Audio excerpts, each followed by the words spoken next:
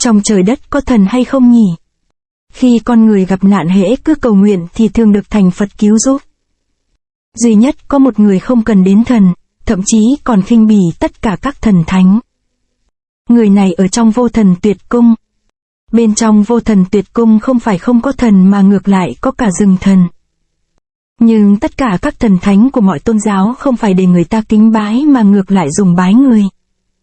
Một người đáng để thần cúng bái. Tuyệt vô thần. Lúc này thê tử của ông ta đang cạo râu cho ông ta. Bà ta cẩn thận vô cùng, cứ như là sợ làm hư một tác phẩm nghệ thuật hoàn mỹ. Tuyệt vô thần là bá giả hoàn mỹ, người đàn bà của ông ta cũng tuyệt sắc giai nhân. Trong lòng mỹ nhân luôn hy vọng tìm được người đàn ông mạnh nhất, có thực lực nhất, bây giờ bà ta đã thực sự tìm được. Cho nên bà ta không rời ông ta nửa bước, bà ta muốn ông ta thuộc về mình và cũng muốn một mình thuộc về ông ta. Cha có chuyện chi căn dặn. Người bước vào là hai đứa con của Tuyệt vô thần. Tuyệt thiên, Tuyệt tâm. Kế hoạch lão phu sắp đặt 20 năm giờ phải ra tay rồi. Đệ nhị kỳ tích của võ lâm Trung Nguyên hùng bá đã vong mạng. Đệ nhất kỳ tích huyền thoại vô danh ta đã phái phá quân đối phó. Nhưng phá quân khó thuần, nếu y lấy được vạn kiếm quy tâm e rằng khó lòng khống chế được. Mỹ nhân nói đúng lắm. Đương nhiên chỉ có thiếp hiểu rõ phá quân nhất.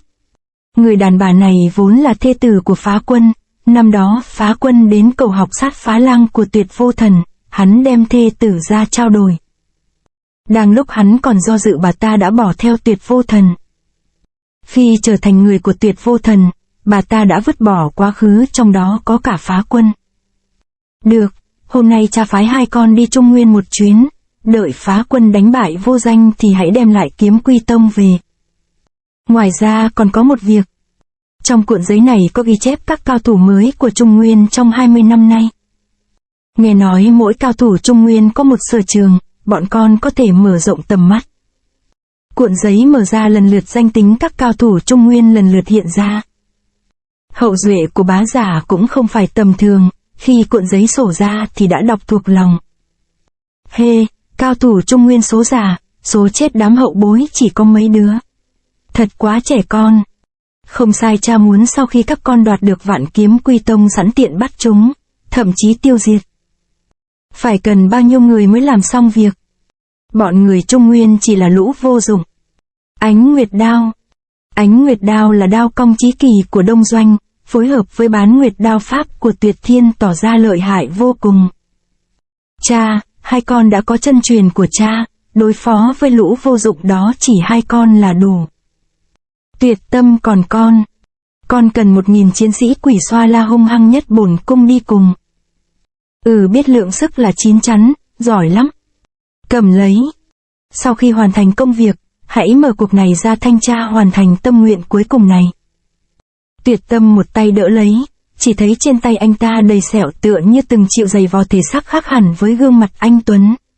Phải chăng anh ta được cha mình tín nhiệm như vậy cũng nhờ vào đôi tay bất phàm đó. Cha, chuyện không nên chậm trễ nên con lập tức xuất phát. Tuyệt vô thần tỏ ra rất tin tưởng Tuyệt tâm là do anh ta từ nhỏ đã có biểu hiện tốt, hay Tuyệt vô thần có đôi mắt nhìn người. Võ lâm Trung Nguyên minh tranh ám đấu, thế như vốc cát rời rạc. Bây giờ anh ta thề sẽ hất tung vốc cát rời rạc ấy, dấy lên một trận phong ba. Vô danh dù ngươi có chạy đến chân trời góc bể ta cũng tìm tới giết ngươi. Tuyết ẩm đao. Tiểu tử, lại là ngươi cản đường. Phá quân chưa nói dứt lời, Nhiếp Phong đã vung đao mang theo băng tuyết chém bổ vào người phá quân. To gan, không biết chết sống. Tiếng đao kiếm khua không ngớt, hai người đã giao đấu mấy mươi chiêu. Tuổi trẻ thế mà giao pháp lại giỏi như vậy. Đao pháp đúng là đao pháp gia truyền, nhưng phong thần cước mới là công phu giúp Nhiếp Phong vang danh giang hồ. Phá quân cũng từng lãnh giáo nên nhất cảnh giác không cho Nhiếp Phong có cơ hội. Nhưng cước chiêu của Nhiếp Phong nhanh đến độ phá quân không ngờ tới. Phá quân tuy nội lực mạnh, giỏi đao kiếm nhưng cước pháp chẳng thuộc sở trường nên liên tục trúng chiêu. Phá quân vội vàng rút lui. Vừa chạm mặt đất bỗng cảm giác dưới chân tuyết mềm xốp. Phá quân lập tức tung người lên. Thân hình chưa định Nhiếp Phong đã vận phong thần cước sát kề. Phong trung kình thảo. Phá Quân không tránh không né vận hình hung cang khí đỡ lấy. Đao pháp của Nhiếp Phong cũng không thể khinh thường, Phá Quân thổ kình tham lang tuốt ra khỏi vỏ. Nhiếp Phong xoay người đá văng thiên nhẫn. Phá Quân thế như lôi điện đổ chụp xuống đầu Nhiếp Phong. Đao kiếm nhất tề hắn ta không muốn mình kéo dài thời gian. Lúc này đao kiếm đã tới, Nhiếp Phong không còn sự lựa chọn buộc lòng vung đao sử ra băng phong tam xích. Sau cú va chạm thân hình bỗng bị đè áp xuống. Nhiếp Phong đồng thời cảm giác chỗ chân mình đạp xuống mềm lún. Kình khí ảo ạt cứ đè anh xuống dưới. Thì ra dưới đó là một hố tuyết sâu. Tình thế không hay, Nhiếp Phong vội mượn đao thế nhảy lên nhưng đao kiếm của Phá Quân như nước triều cản lấy. Ầm một tiếng Nhiếp Phong lại bị đẩy văng xuống. Băng tuyết từ bốn phương tám hướng xả xuống. Phá Quân sợ Nhiếp Phong lộn người lên nên dùng đao kiếm khuấy động băng tuyết tạo ra lốc xoáy nhấn chìm Nhiếp Phong. Tuyết như thác đổ Nhiếp Phong càng lún sâu thêm chỉ biết múa đao hộ thân. Chính ngay lúc này sau lưng kình phong ập tới. Kẻ nào? Phá Quân chỉ thấy ánh sáng chói lòa đập vào mắt. Phá Quân thổ kình thăm dò mặt đất có chắc không? Tiếp theo đưa đao kiếm lên đỡ lấy.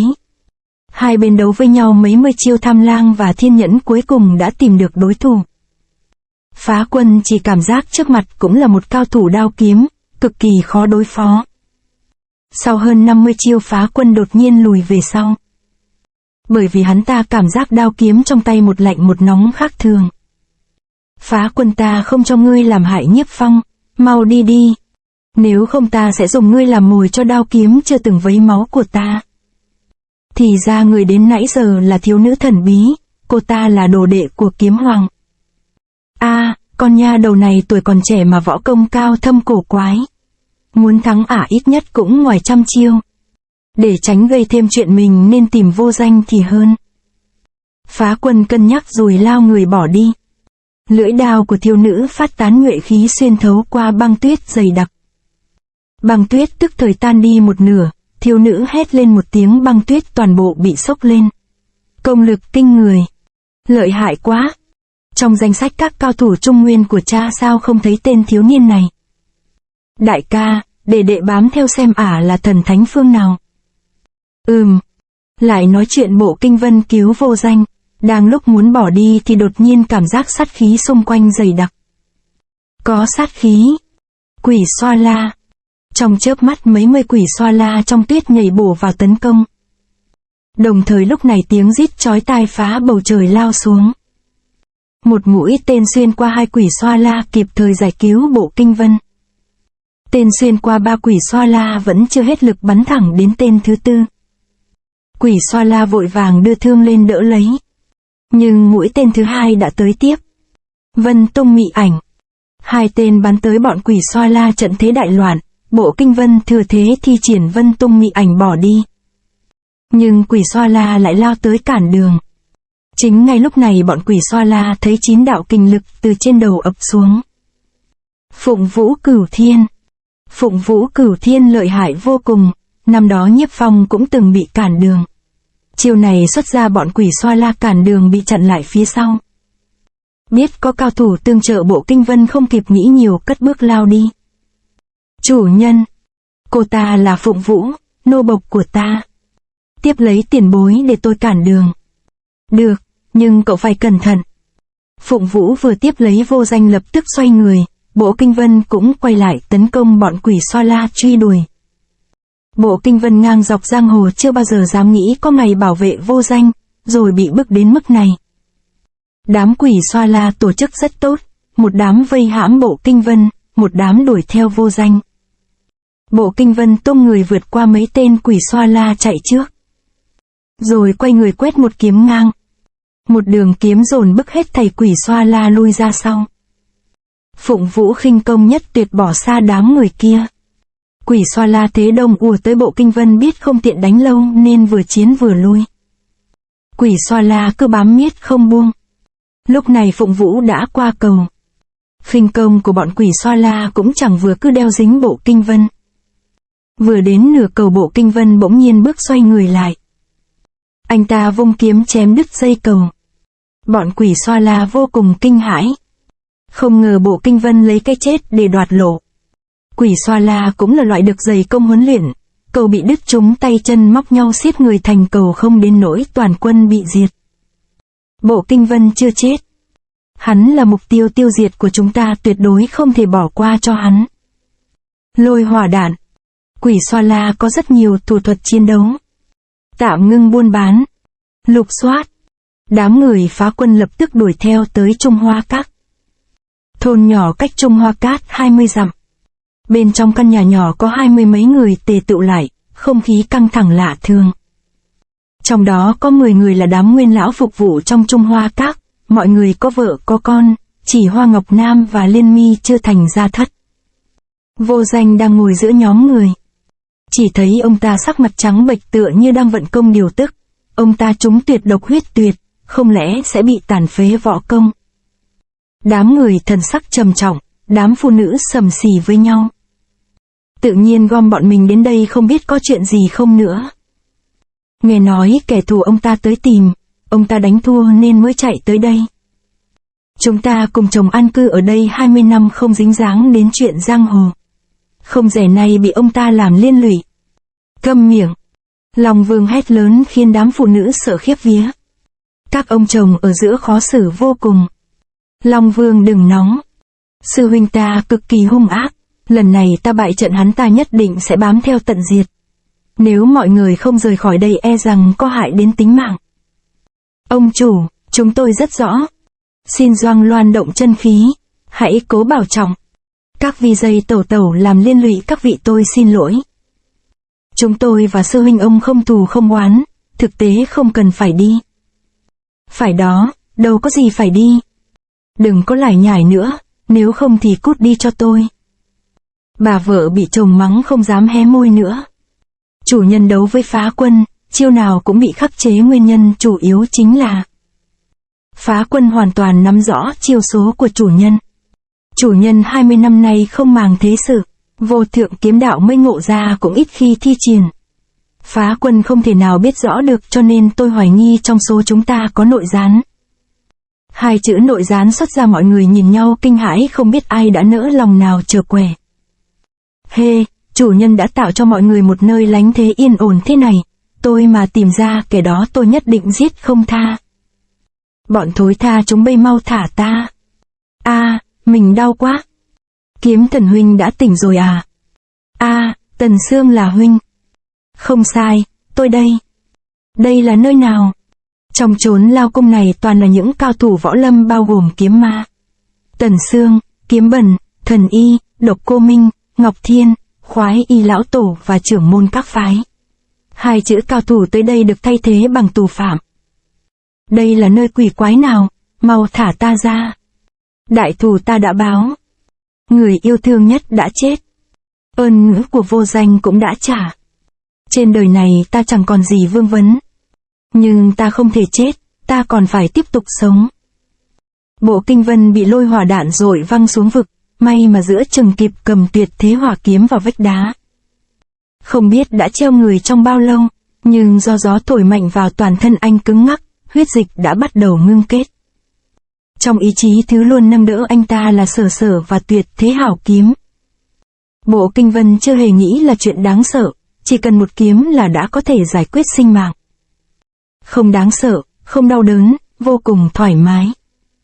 Nhưng lúc này thể lực đang dần tiêu mất, cái chết đang bào mòn lục phủ ngũ tạng của anh ta.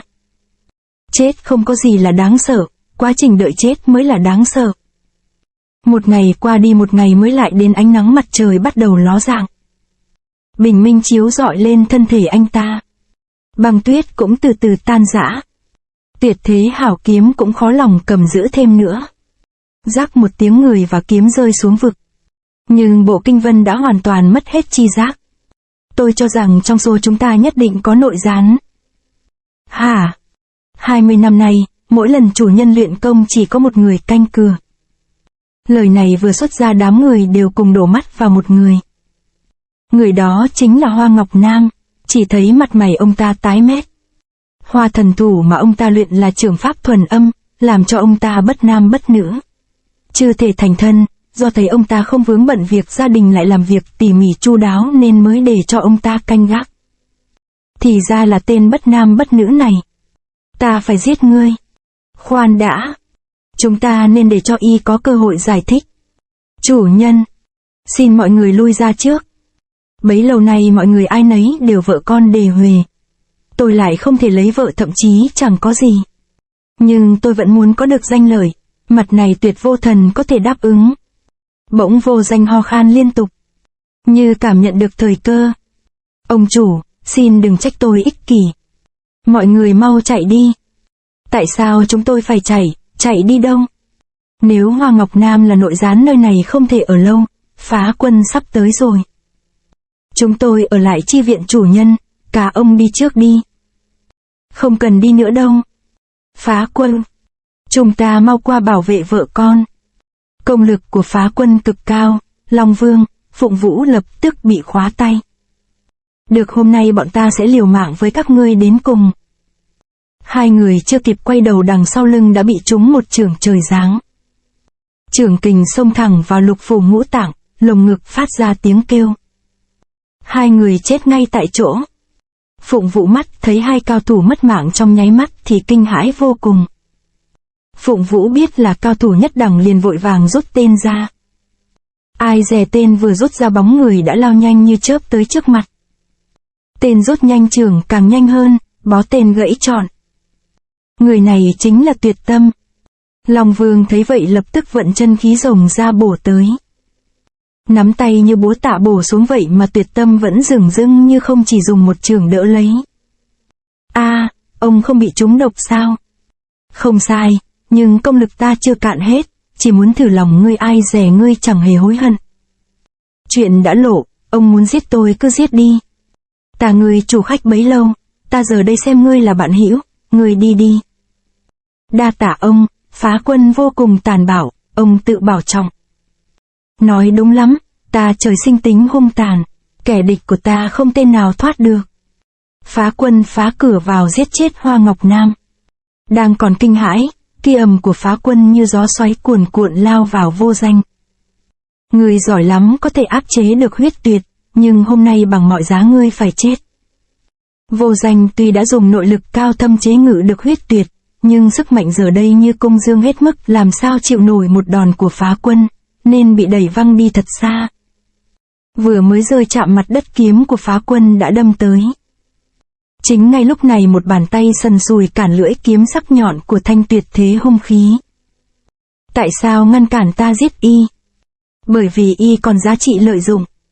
Y được võ lâm tôn xưng là thần, cha ta sẽ rất vui mừng khi được vị thần này bái lạy. Phá quân, nhiệm vụ của ngươi đã xong, sau này không còn nợ nần gì với Vô Thần Tuyệt Cung nữa. Tên này có được chân truyền của Tuyệt Vô Thần, còn trẻ mà đã ghê gớm như vậy. Dẫn Vô Danh và đám nô bộc theo. Tiểu tử, Vô Danh lợi hại lắm, không giết y sau này cậu sẽ hối hận. Yên tâm, tôi có lòng tin. Tuyệt Tâm nói rồi nhảy tới giáng cho Vô Danh một chưởng nữa. Vô Danh trúng huyết tuyệt, giờ lại trúng trọng chưởng, thật khó mà cứu được. Rốt cuộc tại sao Tuyệt Tâm muốn giữ lại tính mạng cho ông ta? Ông ta có trở thành phế nhân hay không? Kết cục của một siêu anh hùng rồi sẽ ra sao? Thần thoại võ lâm đã bị giải quyết, kế tiếp ta phải bắt hết cao thủ võ lâm khác. Trụ trì xin hỏi ân nhân cứu tôi bao giờ mới trở lại? N Công hành động vội vã, bỏ thí chủ lại rồi đi, không nói bao giờ trở lại. Vết thương của thí chủ mới khỏi, chi bằng ở lại đây vài hôm, không chừng ân công sẽ trở lại. Bây giờ Bần Ni còn phải tụng kinh, thất lễ. Nơi này heo hút, nếu không có ân công của họ đến bảo vệ chắc chắn đã bị bọn lưu manh quấy nhiễu, chả trách họ kính trọng N Công đến thế. Người này có thể cứu ta khỏi phá quân, võ công xem ra không tầm thường. Không chỉ cứu người mà còn thương yêu loài vật, chắc chắn lòng dạ lương thiện. Rốt cuộc cô ta là người ra sao? Ta phải tìm cô ta nói lời cảm ơn. Tiểu sư phụ khoan đi đã. Ồ, thí chủ có chuyện gì? Sao lại như vậy? Có người hạ độc xuống giếng. Tên Nhiếp Phong này bỏ đi đâu vậy ca? Không ngờ tuổi còn nhỏ mà thủ đoạn hiểm độc đến như vậy, dám bỏ độc xuống giếng. Tuyệt Thiên vốn theo dõi thiếu nữ cứu Nhiếp Phong mà tới tận đây, nhưng thiếu nữ đột nhiên biến mất nên chỉ còn cách cho quỷ xoa la mai phục chờ hốt trọn một mẻ. Ai ngờ Nhiếp Phong đã sớm vận băng tâm quyết mà phát hiện sự có mặt của chúng, nhưng chưa rõ là địch hay bạn, lúc này biết là kẻ xấu nên hiện thân ngăn cản. Nhiếp Phong vừa nhìn thấy Tuyệt Thiên thì vô cùng ngạc nhiên vì nó giống anh ta hồi nhỏ đến 7-8 phần. Đang lúc ngạc nhiên, ánh nguyệt đao của Tuyệt Thiên chém thẳng vào Nhiếp Phong. Đao hiểm thật. Nhiếp Phong phản ứng cực nhanh, thân hình lộn một cái tránh được đao pháp của Tuyệt Thiên. Bị Xuân la hết thảy ra, bắt hắn lại cho ta. Tuyệt Thiên hô lên một tiếng, đám quỷ xoa la nhất loạt ào ra. Ai dè bọn này vừa lao ra đã té nhào. Sao lại như vậy? Bởi vì chúng đã bị ta điểm huyệt cả rồi. Người tới là thiếu nữ thần bí, thì ra sau khi cứu nước xong cô ta vẫn làm quan tâm, kết quả phát hiện ra mai phục. Đang lúc Nhiếp Phong định ra tay đối phó thì thiếu nữ đã chế phục hết quỷ xoa la, đủ thấy võ công đến mức nào. Thiếu nữ nhẹ nhàng đáp xuống trước mặt Nhiếp Phong. Bọn này để tôi đối phó, các hạ đi trước đi. Hế, dám mạo phạm Vô Thần Tuyệt Cung bọn ta, để bổn thiếu gia xem ngươi có bao nhiêu cân lượng. Bán nguyệt đao pháp hung hăng chém xuống, thiếu nữ chỉ nhẹ nhàng lướt qua. Đao vàng vừa rút ra, đao thế của thiếu nữ như ngàn hoa tranh nở, ức chế mọi đường đao của Tuyệt Thiên. Điều kỳ lạ là trong đao thế hàm chứa nhiệt kình, khiến băng tuyết xung quanh tan chảy ra hết. Trong một chiêu Tuyệt Thiên đã lâm vào thế phải mất mạng. Nhiếp Phong vội rút đao ra ngăn lại. Cô nương, cậu ta còn nhỏ, tha cho cậu ta một lần đi. Được, chúng ta đi. Cô nương khi nãy đao pháp ảo diệu nhưng xem ra nó hơi hiểm ác. Đao pháp của tôi học là để giết người, hễ ra tay là chẳng có chỗ nương tay. Thứ lỗi cho tôi nói thẳng, trông cô nương mảnh mai thướt tha như vậy, tập luyện đao pháp hung mãnh này có hơi không hợp. Thiếu nữ cúi đầu không nói. Có lẽ cô ta có ẩn tình gì đó. Cô nương, tôi thân bèo nước vậy mà được cô nương rút đao tương trợ, xin đa tạ. Không cần khách sáo. Tại hạ Nhiếp Phong dám hỏi phương danh quy tánh của cô. Tôi họ Đệ Nhị. Đệ Nhị? Họ này nghe có vẻ bị o ép quá phải không? Không, Đệ Nhị không cần phải chịu áp lực giữ vị trí đệ nhất, có thể ung dung tự tại hơn. Đáng tiếc, Đệ Nhị vẫn là Đệ Nhị, không thể trở thành đệ nhất, đối với cha tôi đó là chuyện đáng buồn nhất. Vào thời chiến quốc, nước Tề bị Tần Thủy Hoàng tiêu diệt, hậu nhân dòng công thần họ Điền chạy trốn tới Phong Lăng, và lấy thứ tự đến nơi làm họ, do vậy không chỉ có họ Đệ Nhị mà có đệ nhất, đệ bát. Đoạn Tình Cốc. Đoạn Tình Cốc, cái tên nghe thê lương quá. Người đặt tên cho nơi này ắt hẳn có nhiều dĩ vãng thương tâm. Người đó là cha tôi. Ông ấy đoạn tình mà dựng nhà sống ở đây, quyết lòng xa lánh thế gian nên không hoan nghênh khách đến thăm viếng. Vậy tại hạ có quấy rầy ông ấy? Không đâu, cha tôi rất ít khi về nhà. Nhưng để phòng hờ, e rằng phải để Nhiếp huynh chịu thiệt ở căn nhà phía sau. Trời đã tối, để tôi chuẩn bị cơm canh.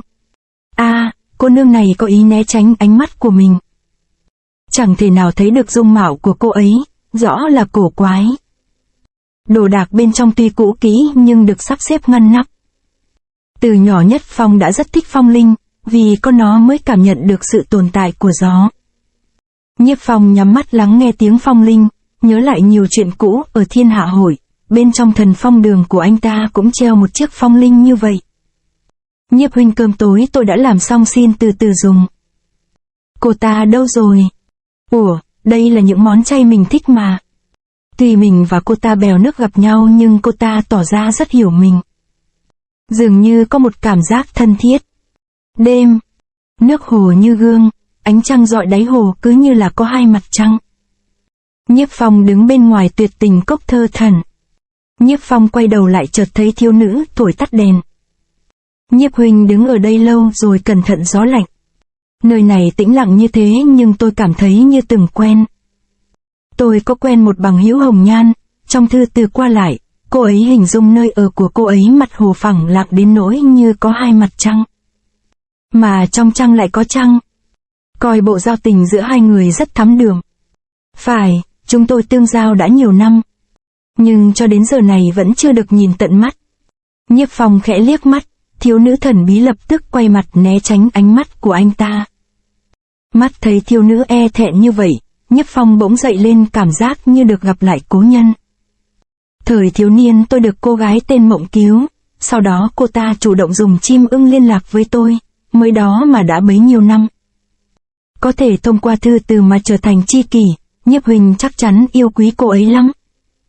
Không sai, trước giờ chỉ có mỗi cô ấy chịu lắng nghe tiếng lòng của tôi. Đáng tiếc là hai chúng tôi mất liên lạc từ nhiều năm rồi. Nhiều năm trước cô ấy từng hẹn tôi gặp mặt nhưng không thấy tới. Tôi lo là cô ấy xảy ra chuyện.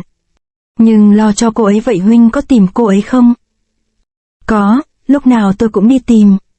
Hai người tương giao nhiều năm, huynh có từng nghĩ cô ấy dung mạo như thế nào không? Tôi tin mình đã từng gặp cô ấy, có điều cô ấy không chịu nhận tôi.